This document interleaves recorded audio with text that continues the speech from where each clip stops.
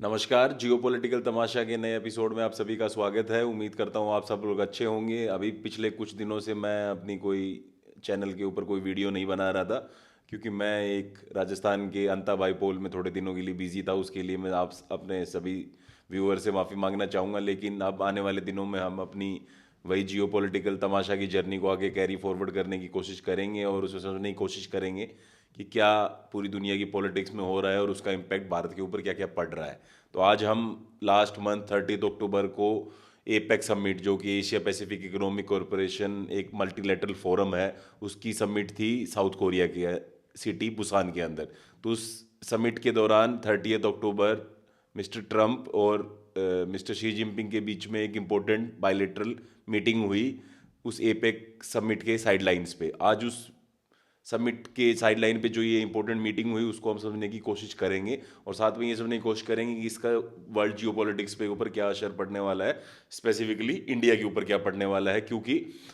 China और America दो global powers भी हैं और साथ में दो दुनिया की सबसे बड़ी मेजर इकोनॉमीज हैं, और वो दोनों के दोनों अगर मिलके कोई भी मीटिंग कर रहे हैं और उसके ऊपर कुछ डिसाइड कर रहे हैं दोनों कंट्रीज, तो उसका इम्पैक्ट पूरी दुनिया पे पड़ता है। चाहे वो क्लाइमेट का इशू जो पूरी दुनिया में चला हो अभी, या फिर कोई इकोनॉमिक इशू या करेंसी से रिलेटेड इशू हो, या अदर कोई सिक्योरिटी रिलेटेड इशू हो, जो अभी यूक्रेन और मिडिल ईस्ट में गाजा पीस प्लान भी आया है। तो इन सारी चीज़ों पे जब मेजर पावर्स मिलती है तो उनका असर पड़ता है। जैसे कोल्ड वॉर के टाइम के अंदर सोवियत यूनियन और अमेरिका की जब भी मीटिंग होती थी तो पूरी ग्लोबल कम्युनिटी उन मीटिंग्स को बड़ा ही क्लोजली फॉलो करती थी, स्पेशली जर्नलिस्ट कम्युनिटी और सिक्योरिटी एनालिस्ट और जो फॉरेन पॉलिसी एक्सपर्ट्स हैं अराउंड द वर्ल्ड। क्योंकि उन मीटिंगों से जो कम्युनिके या फिर जो चीज़ें डिसाइड होकर निकलती है, स्टेटमेंट्स दोनों कंट्रीज जो रिलीज करती हैं, उससे फॉरेन पॉलिसी एनालिस्ट अंदाजा लगाने की कोशिश करते हैं कि आने वाले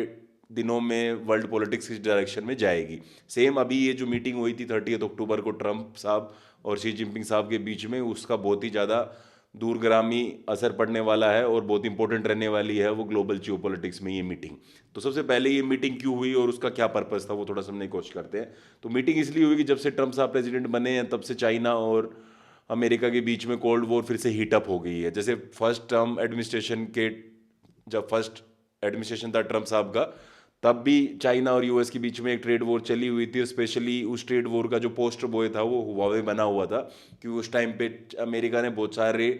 क्रिटिकल टेक्नोलॉजीज का जो एक्सपोर्ट होता है चाइना में, उनके ऊपर रिस्ट्रिक्शंस लगा दी थी। ना सिर्फ अमेरिकन कंपनीज के ऊपर भी, बल्कि उन सारी कंपनीज के ऊपर जो अमेरिकन सॉफ्टवेयर या अमेरिकन कोई भी अमेरिकन इक्विपमेंट को यूज़ करते हैं, अमेरिकन डिज़ाइन को यूज़ करते हैं उन क्रिटिकल टेक्नोलॉजीज़ को बनाने के लिए। तो उसके बाद चाइना के ऊपर एक बहुत मेजर प्रेशर हो गया था कि उनको अब अपने होम ग्रोन टेक्नोलॉजी के ऊपर रिलाई करना पड़ेगा, specially critical sectors like semiconductor के अंदर। तो यही जो लड़ाई फर्स्ट टर्म एडमिनिस्ट्रेशन के दौरान चली हुई थी, यही ट्रम्प एडमिनिस्ट्रेशन ने सेकंड टर्म एडमिनिस्ट्रेशन जब स्टार्ट हुआ 2025 जनवरी में, तब से उसको और इंक्रीज कर दिया और पावर में आते ही अप्रैल के अंदर मेजर टैरिफ्स लगा दिए चाइना के ऊपर। और ये कहा कि चाइना, क्योंकि जो उन्होंने फर्स्ट टर्म एडमिनिस्ट्रेशन के एंड में 2020 में एक डील की थी चाइना और यूएस ने, जिसके अंडर दोनों कंट्रीज ने कुछ प्रोमिस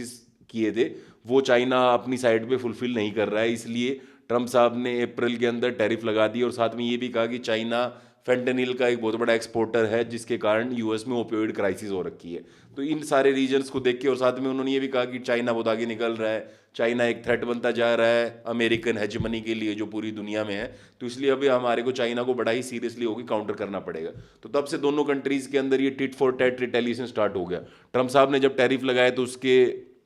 काउंटर में चाइना ने बहुत सारे टैरिफ लगा दिए, और अमेरिका ने जो अपना ये टेक्नोलॉजी का ट्रांसफर है क्रिटिकल टेक्नोलॉजीज का, इसका रिस्ट्रिक्शन बहुत ज़्यादा कर दिया है चाइनीज़ मार्केट के लिए, कि चाइनीज़ कंपनीज क्रिटिकल टेक्नोलॉजीज को एक्सेस नहीं कर पाएंगी, जो कि बहुत ज़रूरी है चाइना की एआई सेक्टर और चाइना के टेक्नोलॉजी सेक्टर के एडवांसमेंट के लिए। तो इसके बदले में चाइना ने बहुत सारे टैरिफ भी लगाए, और चाइना ने रेयर अर्थ मिनरल्स जो होते हैं, जो हर क्रिटिकल टेक्नोलॉजी में आज के दिन यूज़ हो रहे हैं, उनके एक्सपोर्ट के ऊपर ही बहुत सारी रिस्ट्रिक्शंस लगा दिए। और जैसा कि मैंने अपने एक पहले वीडियो में भी बताया था कि कैसे रेयर अर्थ एक्सपोर्ट मिनरल्स के जो एक्सपोर्ट के ऊपर नए रिस्ट्रिक्शन लगाए चाइना ने, उससे अमेरिका डर गया, क्योंकि अमेरिका के पास रेयर अर्थ जो मिनरल्स हैं उनकी रिफाइनिंग कैपेसिटी बहुत कम है, और मेजर रिफाइनर जो है पूरी दुनिया में वो चाइना ही है। तो अभी अमेरिका को थोड़ा टाइम लगेगा उन रेयर अर्थ मिनरल्स का प्रोसेसिंग करने के लिए और रिफाइन करने की कैपेसिटी डेवलप करने के लिए। तो चाइना ने इस चीज़ का फ़ायदा उठाया, क्योंकि चाइना को पता था अगर वो हमारे को क्रिटिकल टेक्नोलॉजीज़ को एक्सेस नहीं करने देंगे, जैसे कि सेमीकंडक्टर चिप्स है, तो हम उसको काउंटर करेंगे रेयर अर्थ एलिमेंट्स को यूज़ करके और इनके एक्सपोर्ट के ऊपर रिस्ट्रिक्शंस लगा के। तो अब ये जो मीटिंग हुई 30 अक्टूबर को, ये जो पिछले एक साल से बिल्डअप हो रही थी स्टोरी चाइना और यूएस के बीच में, इसका कहीं ना कहीं ये क्लाइमेक्स था, ये मीटिंग जो 30 अक्टूबर को हुई बुसान के अंदर, साउथ कोरिया के अंदर, एपेक के साइड लाइन के ऊपर। तो इस मीटिंग के अंदर दोनों कंट्रीज़ के जो मेजर इश्यूज थे उनको बैठ के टेबल पे दोनों कंट्रीज़ के हेड ऑफ द स्टेट्स ने डिस्कस किया, जिसके अंदर मेजर इश्यूज यूएस के लिए एक तो ये है कि चाइना उनके सोयाबीन को परचेज नहीं कर रहा है, क्योंकि चाइना एक बहुत बड़ा इंपोर्टर है सोयाबीन्स और एग्रीकल्चर गुड्स का, और यूएस एक बहुत बड़ा एक्सपोर्टर है एग्रीकल्चर गुड्स का। तो चाइना ने ट्रम्प को वहाँ अटैक किया जहाँ ट्रम्प साहब सबसे ज़्यादा हर्ट होंगे, सोयाबीन फार्मर्स, क्योंकि सोयाबीन फार्मर्स मेजर सपोर्टर्स हैं ट्रम्प के इलेक्शंस के अंदर। और अगर उनका सोयाबीन चाइना नहीं खरीदेगा और ऑल्टरनेटिव कोई मार्केट ढूंढेगा जैसे ब्राज़ील या अर्जेंटीना, तो उससे सोयाबीन फार्मर्स जो यूएस में हैं वो हर्ट होंगे। तो चाइना ने ये सोयाबीन का इंपोर्ट बिल्कुल ही कम कर दिया जब ट्रम्प ने टैरिफ लगाए चाइना के ऊपर, सेकेंड ट्रम्प एडमिनिस्ट्रेशन जब पावर में आया उसके बाद। दूसरा है ये फेंटनिल वाला जो इशू है, क्योंकि मैंने आपको बताया कि ओपियोइड क्राइसिस से बहुत सारे अमेरिकन मर रहे हैं हर साल, और ये एक बहुत मेजर प्रॉब्लम हो गया है। जैसे 1980s में ड्रग के अगेंस्ट रोनाल्ड रेगन साहब ने एक वॉर स्टार्ट की थी, वॉर ऑन ड्रग्स, वैसे ही ट्रम्प साहब अभी एक वॉर स्टार्ट करना चाहते हैं फेंटनिल के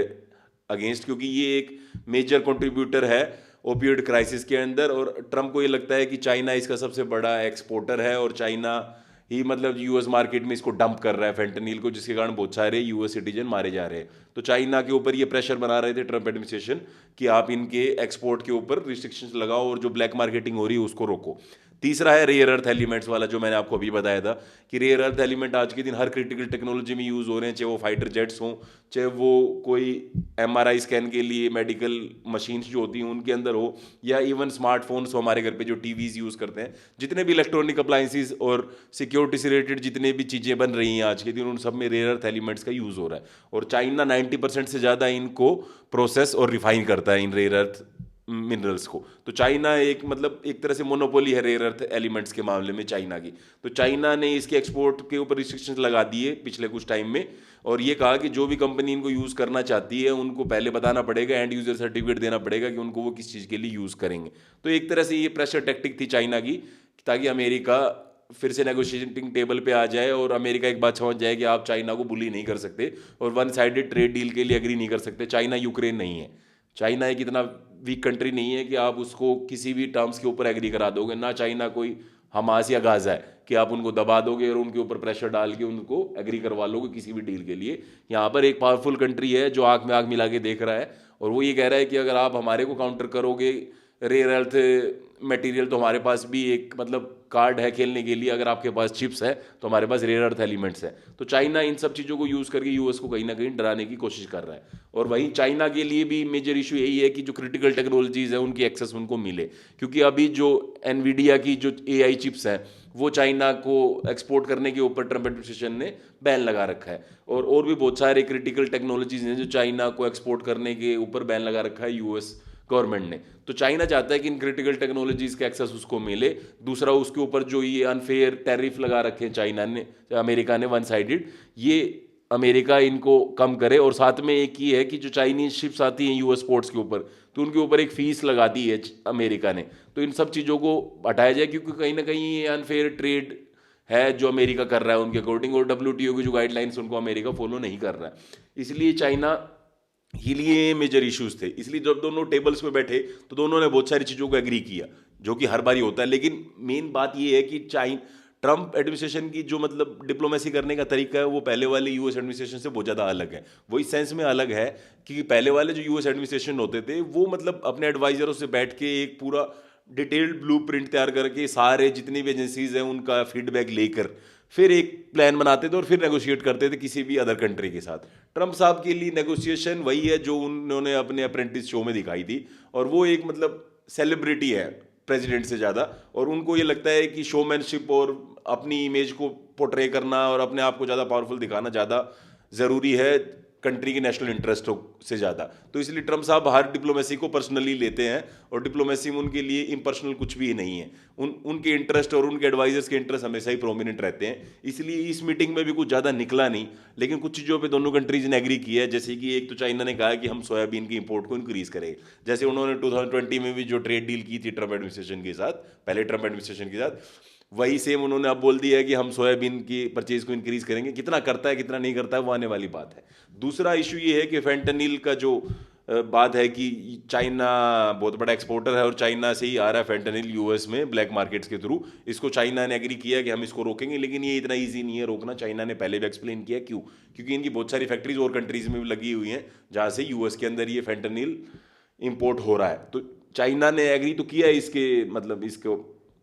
इसका जो ये जा रहा है यूएस मार्केट्स में फेंटेनिल, और जिसके कारण ओपियोइड क्राइसिस हो रही है, इसको कम करने के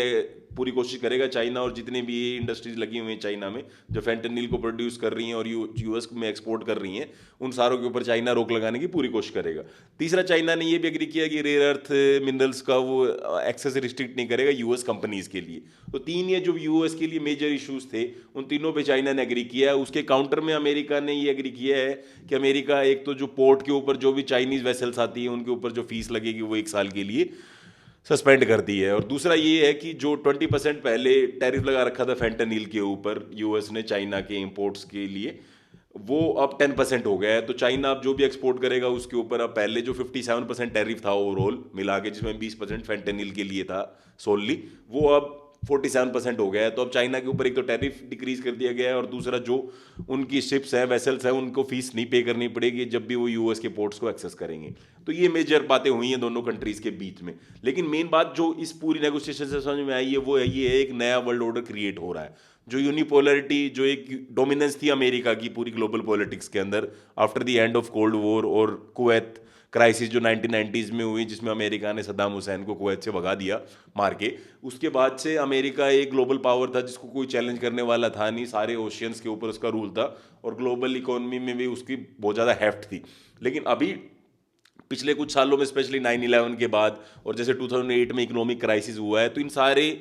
जो भी इवेंट्स हुई, इवन कोविड क्राइसिस, इन सब में चाइना कहीं ना कहीं उभर के निकला है। और चाइना ने ये शो किया है कि चाइना अब सिर्फ चीप गुड्स का मेजर एक्सपोर्टर या मैन्युफैक्चरर नहीं है। चाइना आज के दिन क्रिटिकल टेक्नोलॉजीज और हाईटेक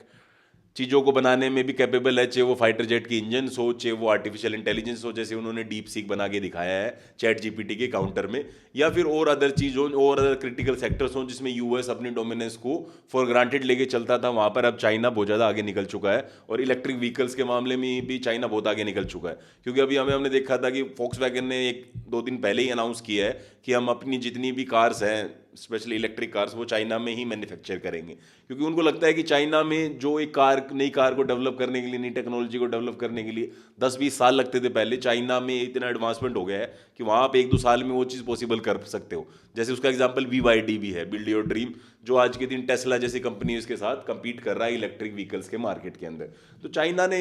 हर सेक्टर के अंदर प्रोग्रेस की है और अपने क्लाइमेट गोल्स को भी फुलफिल किया है, जबकि अमेरिका अंडर ट्रम्प एडमिनिस्ट्रेशन अपने क्लाइमेट गोल्स से पीछे हट रहा है, जो कि उसकी रिस्पॉन्सिबिलिटी बनती है क्योंकि वो ग्लोबल पावर है। जबकि चाइना अपनी जितनी भी ग्लोबल रिस्पॉन्सिबिलिटीज है उनको सबको निभा रहा है और कोशिश यही कर रहा है कि कंट्रीज के अंदर एक चाइना को लेकर फेथ बने। तो चाइना कहीं ना कहीं बहुत ज़्यादा इंक्रीज हो रहा है और ये जो क्रिटिकल टेक्नोलॉजीज वाला जो सेक्टर था, जो चाइना का अकीलीस हील था, जो उसकी कमजोरी थी, उसको कहीं ना कहीं उन्होंने रेयर अर्थ मटेरियल का यूज़ करके मिनरल्स जो हैं उनके एक्सपोर्ट के ऊपर रिस्ट्रिक्शन लगा के अब ये दिखा दिया है कि हमारे पास भी कुछ ऐसे कार्ड्स हैं जिनको अगर हम चलाएंगे गेम के अंदर तो चाइना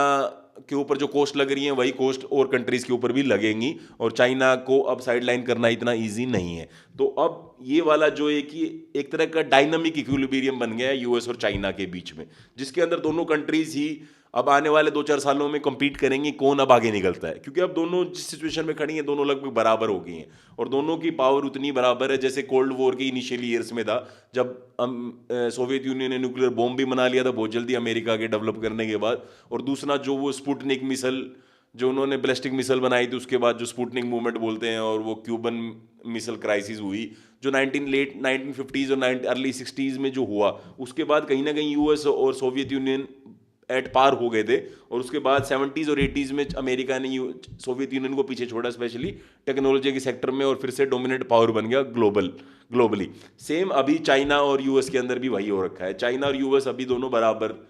पेडेस्टल पे खड़े हैं, और दोनों के बीच में एक ही जो डायनामिक इक्विलिब्रियम बन गया है, ये अब किसके फेवर में जाता है, किसकी साइड होता है, ये आने वाले कुछ साल बताएंगे। क्योंकि अमेरिका आने वाले दिनों में कोशिश करेगा कि रेयर अर्थ जो मिनरल्स हैं उसकी जो डिपेंडेंस है चाइना के ऊपर वो कम से कम की जाए, और खुद यूएस के अंदर ऐसी फैक्ट्रीज लगाए जाएं जो उसको प्रोसेस कर सकें और जो उसको रिफाइन कर सकें, उन रेयर अर्थ मिनरल्स को, जो बहुत ज़्यादा ज़रूरी होने वाले हैं आने वाले टाइम में। और दूसरा ये है, चाइना ये चाहता है कि वो जल्दी जल्दी अपने चिप के सेक्टर में बहुत ज़्यादा एडवांसमेंट कर पाए, स्पेशली एआई चिप्स के मामले में, ताकि वो यूएस कंपनीज लाइक NVIDIA जैसी के ऊपर डिपेंडेंट ना हो, ताकि फ्यूचर में यूएस उसको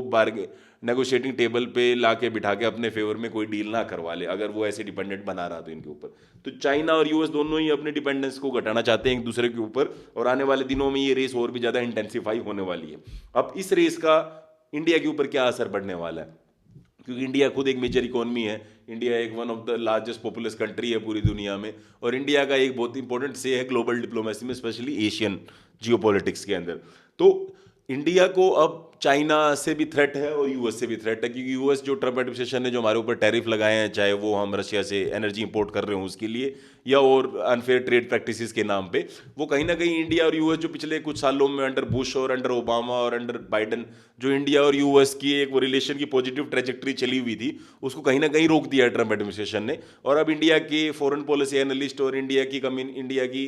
जो लोकल पॉपुलेशन, उसके मन में कहीं ना कहीं डाउट हो गया है कि अमेरिका भी नहीं चाहता कि इंडिया ग्रो करे और इंडिया एक मेजर पावर बने, तो वो कहीं ना कहीं कोशिश कर रहा है इसको रोकने में। और अब हमारे रिलेशन अच्छी डायरेक्शन में नहीं जा रहे हैं जब से ट्रम्प साहब आए हैं, क्योंकि उन्होंने जिस हिसाब से टैरिफ लगाए हैं और जिस हिसाब से इंडिया को प्रेशराइज किया है इंडिया पाकिस्तान वॉर के अंदर कि मैंने ही ये सीज फायर करवाया है और उनको नोबेल पीस प्राइज चाहिए इसके लिए, तो उसकी वजह से इंडिया और यूएस के रिलेशन अब पिछले दिनों में थोड़े खराब हो गए हैं। ठीक है, वो बात चली हुई है फ्री ट्रेड एग्रीमेंट की और इन चीज़ों को रिजोल्व करने की, लेकिन कहीं ना कहीं वो एक मन में खटास तो होगी ये दोनों कंट्रीज के बीच में, और अब ये पॉजिटिव डायरेक्शन में जाता हुआ लग नहीं रहा है रिलेशन। दूसरी ओर चाइना हमारे लिए हमेशा से थ्रेट है और अभी भी थ्रेट ही बना हुआ है। वो स्पेशली जो हमारा बॉर्डर है वहाँ पर वो इनकर्जन उसकी हर रोज होती रहती है। अभी 2-3 दिनों पहले अरुणाचल प्रदेश की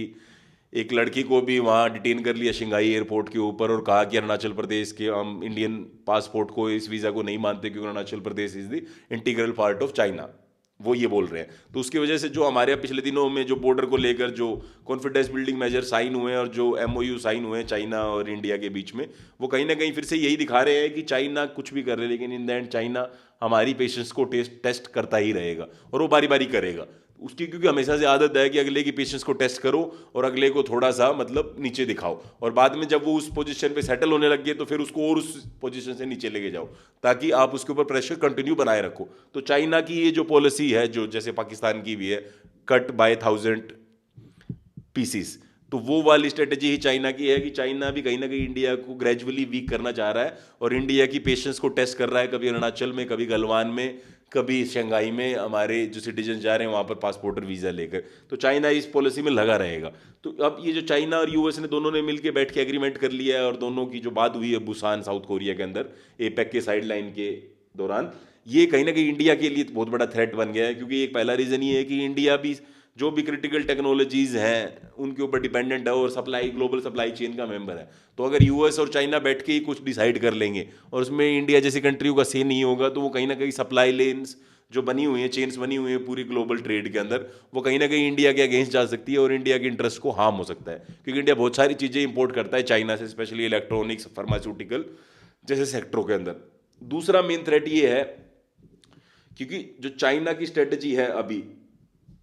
चाइना की स्ट्रेटजी ये है कि अपने डोमिनेंस मैन्युफैक्चरिंग सेक्टर के अंदर हमेशा ही बना के रखना, जो उन्होंने 80s और 90s और अर्ली 2000 में बनाई पूरी दुनिया में, अब भी वो उस डोमिनेंस को बनाए रखना चाहता है। और यूएस ये चाहता है कहीं ना कहीं चाइना के ऊपर डिपेंडेंस को कम किया जाए। स्पेशली पिछले 8-10 सालों में यूएस ने अपनी स्ट्रेटजी में थोड़ा चेंज किया है। तो यूएस अब अल्टरनेटिव ढूंढ रहा है कि चाइना की जगह और कौन से कंट्रीज है जो मैन्युफैक्चरिंग हब बन सकते हैं, जिसके अंदर इंडिया एक मेजर कंट्री है। तो इंडिया अपने आप को एक ऑल्टरनेटिव दिखाने की कोशिश कर रहा है पूरी दुनिया में कि अगर जो फैक्ट्रीज और जो कंपनी चाइना छोड़ के आ रही हैं ट्रेड वॉर की वजह से, वो इंडिया में वेलकम है और इंडिया में आके अपना सेटअप कर सकते हैं, क्योंकि यहाँ पर हमने उनके लिए एक रेड कारपेट बिछा रखा है, जिसके अंडर हम बहुत इजीली लैंड एक्विजिशन की हमारी पॉलिसी है, हम चेंज कर रहे हैं। साथ में हमारे लेबर लॉज में भी चेंज लेके आ रहे हैं। साथ में हमने एक पूरी कंट्री के लिए एक टैक्स कोड बना दिया, जिसको हम GST, goods and service tax बोलते हैं। तो इंडियन गवर्नमेंट पूरी कोशिश कर रही है कि ये कंपनीज जो इधर उधर भाग रही हैं चाइना छोड़कर, इनको अपने इकोनॉमी में लूर करने की पूरी कोशिश चली हुई है इंडियन गवर्नमेंट और इंडियन स्टेट्स के द्वारा, ताकि ये कंपनीज इंडिया में आके इन्वेस्ट करें। जैसे अभी थोड़े दिनों पहले आंध्र प्रदेश के अंदर भी चंद्रबाबू नायडू की गवर्नमेंट और गूगल ने एक नया डेटा सेंटर खोलने के लिए $15 बिलियन का एग्रीमेंट किया है। तो ये आने वाले टाइम में इंडिया पूरी कोशिश में लगा हुआ है कि इंडिया एक मैन्युफैक्चरिंग हब बन के निकले। और साथ में अभी इंडिया ने अभी जो आने वाला विंटर पार्लियामेंट का सेशन है, इसमें नए लेबर लॉज लाने की कोशिश कर रहा है, क्योंकि लेबर लॉज इंडिया का बहुत बड़ा प्रॉब्लम है और बहुत सारे कंपनीज इसलिए इंडिया में इन्वेस्ट नहीं करती हैं, क्योंकि इंडिया लेबर लॉ बड़ा स्ट्रिक्ट है और उसके अंदर इन कंपनीज को कंफर्टेबल फील नहीं होता है इंडियन मार्केट में इन्वेस्ट करने के लिए। तो कहीं ना कहीं ये जो सेकंड जनरेशन रिफॉर्म लेके आ रही है हमारी गवर्नमेंट, जैसे फर्स्ट जनरेशन रिफॉर्म हमने 1991 में स्टार्ट कर दिए थे, अभी सेकंड जनरेशन रिफॉर्म जो काफ़ी सालों से अटके हुए हैं, स्पेशली लैंड और लेबर के सेक्टर में, इसको गवर्नमेंट करने की कोशिश कर रही है। और ये जो लेबर लॉ में रिफॉर्म की बात हो रही है, ये कहीं ना कहीं जीएसटी से भी बड़ा रिफॉर्म होने वाला है। और ये अगर सक्सेसफुली गवर्नमेंट कैरी आउट कर लेती है, तो बहुत सारे चांसेस है कि बहुत सारी फॉरेन इन्वेस्टमेंट इंडिया के अंदर आ सकती है। लेकिन अगर चाइना और यूएस एक साथ मिल जाते हैं फिर से, और दोनों के अंदर एग्रीमेंट हो जाता है, और दोनों, जैसे सेकेंड वर्ल्ड वॉर के बाद स्टैलिन जी चाहते थे कि चर्चिल और रूजवेल्ट के साथ बैठ के पूरी दुनिया को स्पीयर ऑफ इन्फ्लुएंस में डिवाइड कर लिया जाए, ये सोवियत यूनियन का इन्फ्लुएंस का एरिया है, ये ब्रिटेन का और ये यूएस का। वैसे ही ट्रम्प एडमिनिस्ट्रेशन, कोई बड़ी बात नहीं है, चाइना के साथ बैठ के एक एग्रीमेंट कर ले कि हम दोनों पूरे वर्ल्ड को हाफ हाफ में डिवाइड कर लेते हैं, आधा एरिया आपका इन्फ्लुएंस का रहेगा, आधा हमारा रहेगा, और बाकी किसी कंट्री को हम ग्रो करने नहीं देंगे। तो उस सिनेरियो में जो ये चाइना के अल्टरनेटिव मार्केट ढूंढने की कोशिश, जो स्ट्रेटजी है यूएस की, यूएस कंपनीज की और इंडियन गवर्नमेंट की, ये कहीं ना कहीं फेल होती दिखेगी, क्योंकि फिर चाइना फिर से मैन्युफैक्चरिंग डोमिनेंस अपनी बरकरार रखने में कामयाब हो पाएगा। तो ये समिट बहुत इंपॉर्टेंट थी, इसके ऊपर आने वाले दिनों में हम अपनी नज़र बनाए रखेंगे कि यूएस और चाइना के जो रिलेशन है वो किस ट्रेजेक्ट्री में जा रहे हैं, और इंडिया के लिए वो क्या क्या रिपरकशन होने वाले हैं उन दोनों के बीच में, जो रिलेशनशिप में चेंज आएगा। और ये जो डायनामिक इक्विलिब्रियम बना है, ये अगले 4-5 साल टिका रहेगा, ये बात पक्की है, क्योंकि चाइना इतनी जल्दी अपनी हेजेमनी को छोड़ने वाला है नहीं रेयर अर्थ के मामले में, और क्रिटिकल टेक्नोलॉजीज के मामले में, स्पेशली सेमीकंडक्टर्स वाले सेक्टर में यूएस अभी भी डोमिनेट कर रहा है। तो ये जो लड़ाई है, ये टग ऑफ वॉर है, ये चलती रहेगी अगले 4-5 साल और उसके बाद क्लियरली एक विनर इमर्ज होता हुआ दिखेगा, जो पूरे वर्ल्ड इकोनॉमी के ऊपर डोमिनेट करेगा। तो ये हम इसके ऊपर अपनी नज़र बनाए रखेंगे। तब तक के लिए थैंक यू।